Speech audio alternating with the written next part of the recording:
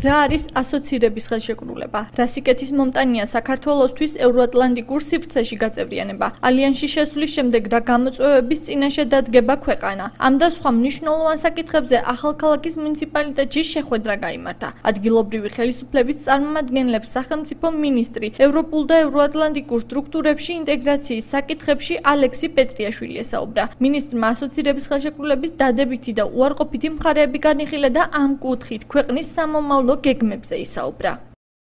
მითების გავრცელების მცდელობა არის, რა თქმა უნდა, მაგრამ ძალიან კარგია, როდესაც ასეთ ტიპის შეხვედრები იმართება, ყველა ამგვარი მითი იფანტება და ძალიან გულწრფელი, მეგობრული გარემო იქმნება, მართლაც ყველანაირი ტიპის შეკითხვებზე შესაძლოა იყოს პასუხები, ან თუ არ არის მომენტი, კონკრეტული მომენტისთვის პასუხი, დაუბრუნდეთ ამ საკითხს.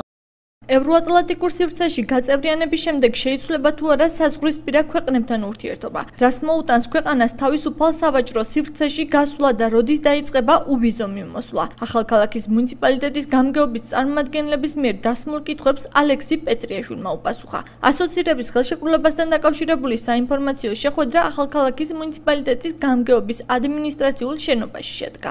ძალიან სერიოზული პასუხები და ძალიან სერიოზული შედეგი იქნება. ეს უკვე დაკავშირებულია მოსახლეობასთან მუშაობაზე.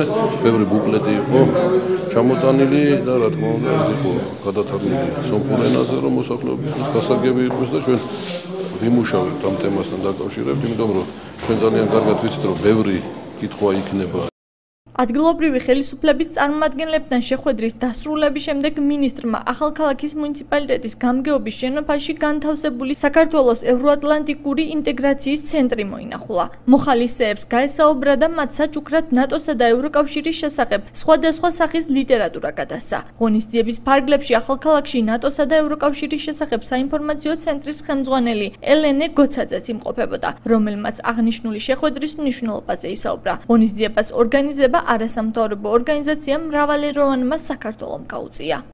რა თქმა უნდა, საზოგადოებასთან დიალოგი არის ძალიან მნიშვნელოვანი, განსაკუთრებით ისეთ პერიოდში, რა პერიოდში საქართველო იმყოფება, იმიტომ რომ ყველა მოქალაქეს უნდა მივცეთ ინფორმაცია, რას ნიშნავს ასოცირების შეთანხმება, რას მოგვიტანს, როგორ უნდა ჩავებათ, როგორ უნდა ჩაერთოს თითოეული მოქალაქე და როგორ რა სარგებელს მიიღებს, რა თქმა უნდა, ვალდებულებასთან ერთად. შეხვედრა იყო ორგანიზებული მრავალეროვანი საქართველოს მხარდაჭერით, შეხვედრას ესწრებოდნენ ადგილობრივი თვითმმართველობის წარმომადგენლები, მინდა გითხრათ, რომ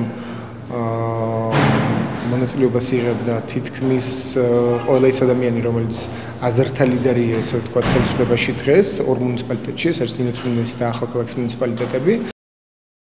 ღონისძიების ფარგლებში ალექსი პეტრიაშვილი ახალქალაქის მუნიციპალიტეტში არსებულ სამოქალაქო სექტორისა და მედიის წარმომადგენლებს შეხვდა. მინისტრმა აღნიშნა, რომ მსგავსი სახის შეხვედრები საქართველოს სხვა რეგიონებშიც გაიმართება.